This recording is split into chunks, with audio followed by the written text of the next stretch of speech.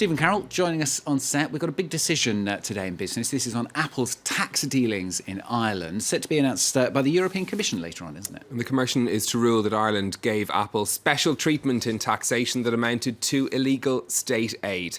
That'll mean the iPhone maker will be hit with a bill for back taxes, which according to some reports will be the biggest ever tax penalty handed down by the Commission at more than €1.4 billion. The case centres on two tax rulings issued by Irish authorities to Apple in 1991 and in 2007. This is, though, just the latest in a string of investigations into how multinationals pay tax in the EU. Brian Quinn reports. The EU preparing to take a big bite out of Apple.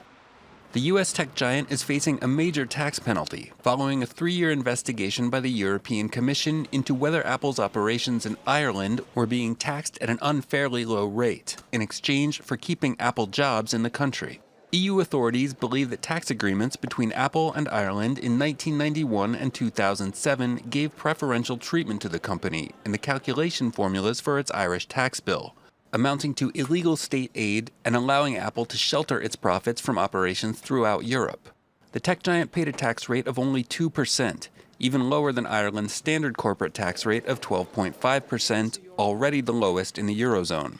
The investigation has been the cause of tensions between the EU and the US, which has accused the Commission of unilateralism and overstepping its mandate, calling on it to drop its investigations into aggressive tax avoidance by other US multinationals such as Amazon and Starbucks. It's a pleasure. Last January, Apple CEO Tim Cook went to Brussels to plead his case before the European Commission. Both Apple and the Irish government have denied any wrongdoing and are expected to appeal the decision.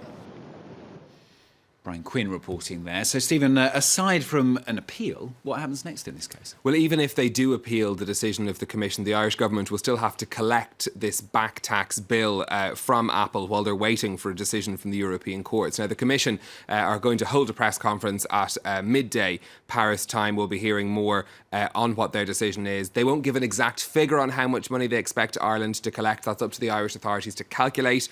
But we may get an estimate from the Competition Commissioner, Margrethe Vestager.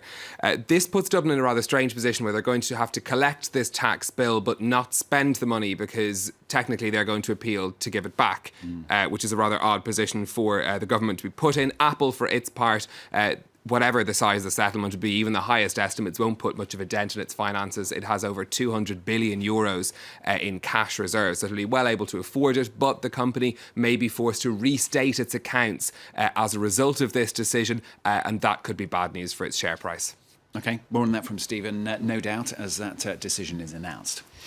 Now, more bad news, meanwhile, for the proposed trade deal between the US and the European Union. France is to call for an end to the current round of negotiations on the Transatlantic Trade and Investment Partnership known as TTIP. Trade Minister Matthias Fekl said the talks should be ended so that they can be restarted on a better basis. Speaking to RMC Radio, the minister said there was currently no political support in France for these talks that began in 2013. Now, Mr Fekl's comments come after Germany's Vice-Chancellor Sigmar Gabriel said the talks over TTIP had de facto failed. The deal's been under negotiation for more than 3 years, and if agreed, it would be the biggest free trade deal in the world. All hope isn't lost, though. A spokesman for the US chief negotiator told Germany's Der Spiegel magazine that the talks were making steady progress. Another French story for you now. Protests continuing by dairy farmers here. Farmers have been targeting their demonstrations at the dairy company Lactalis and the price that they're paying for milk. Protests have been ongoing for more than a week, with some 15 of the company's plants affected since protests were stepped up on Monday. Talks have resumed between the company and farmers today. They're hoping to get an improved offer from Lactalis, which has already offered to raise prices. Let's listen to one of those protesting farmers. We've gotten €15 more per 1,000 litres, which is 1.5 cents. It's not much, but it's something. We want them to match what the other companies and other cooperatives in the area are paying over a year.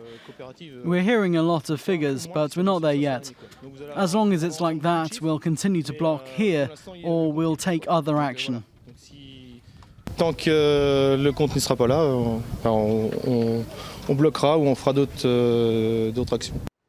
Markets then, Stephen, what's happening? Mixed start to the trading day here in Europe. London is back in business after being closed for the bank holiday on Monday, and it's opened in the red, down 0.2%, being dragged down mainly by mining companies, which are among the big fallers on European markets today. We are seeing, though, some gains in Paris and in Frankfurt at the open. Over on the Asian markets, a mixed picture as well. Japan's Nikkei closed down just ever so slightly. That's to do with the change in the value of the dollar overnight. The dollar weakened makes Japanese exporters' goods more expensive, so that's not good news for their share prices, but gains, as you can see, across the rest of the Asian markets there. And finally, for me, news of a sweet deal that turned sour. Mondelez, which owns the brand Cadbury, has scrapped its takeover bid for the American chocolate maker Hershey's.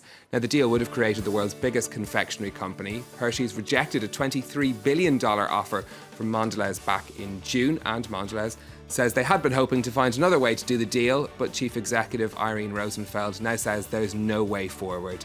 That news sending shares in Hershey's tumbling by up to 12% in after-hours trading, while Mondelez shares rose by almost 4%. A bitter deal. We've had sweet and sour, we'll have bitter as well, shall we? Put all of them in there. Thank you, Stephen. Stephen with Business on France 24.